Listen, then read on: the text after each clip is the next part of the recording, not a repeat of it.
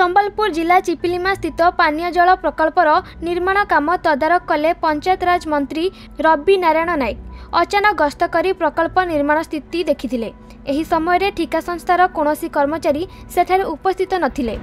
परे कर्मचारी पहुंचीबा सह ग्रामवासी सह आलोचना करथिले मंत्री। निर्माण कार्य अवहेला और निर्धारित समय मध्य काम संपूर्ण होई नथिबारु संपृक्त ठिका संस्था को मंत्री तागिद करने सह तुरंत कार्य शेष करने को निर्देश देथिले। सेपटे ग्रामवासी मध्य अभियोग आनिथिले। विद्युत बिल पाई टंका नेउथिले मध्य ठीक भाबे जल जोगाण करुनथिबा अभियोग करिसंती। एने मंत्री तुरंत धनकौड़ा बीडीओ को समस्या समाधान करने को निर्देश देइछंती।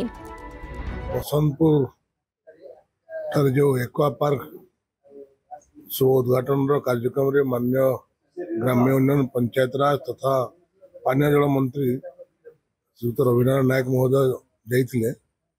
से कार्यक्रम सरीगला परे सेटा किछि लोक माने जोटे कि चिपिलमा ठारे चिपिलमा अंचल को तथा कडला को पीवा पानी व्यवस्था करने पाई कडलार पूर्व अच्छी कि आउ एक्स्ट्रा पानी जावाई विशेषकर चिपिलमा गोटे गाँव प्रोजेक्ट प्रकल्प जो होची से काम बहुत धीमे हो चलती। तो सेठी कौन इंजीनियर माने जाऊ ना एवरी अभियोग माननीय मंत्री पाखे आसला। तेणु सांगे सांगे मंत्री सेठू अचानक परिदर्शन करने पहुंची स्पॉट रे।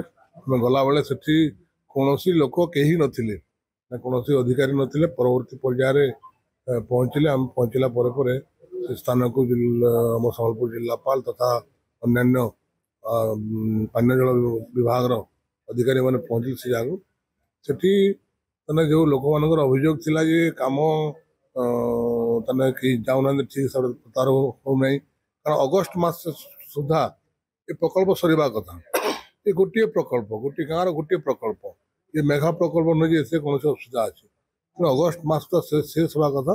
अगस्ट जाए आज अक्टोबर नवेम्बर अक्टोबर है से माननीय मंत्री व्यक्त प्रकाश हेले तागिद कर अति शीघ्र काम संपूर्ण करा जाऊ बोली तागिद करी माननीय मंत्री पानीय जल विभाग को तागिद कर। संबलपुर अमलेंद्र नायक रिपोर्ट खबर ओडिशा।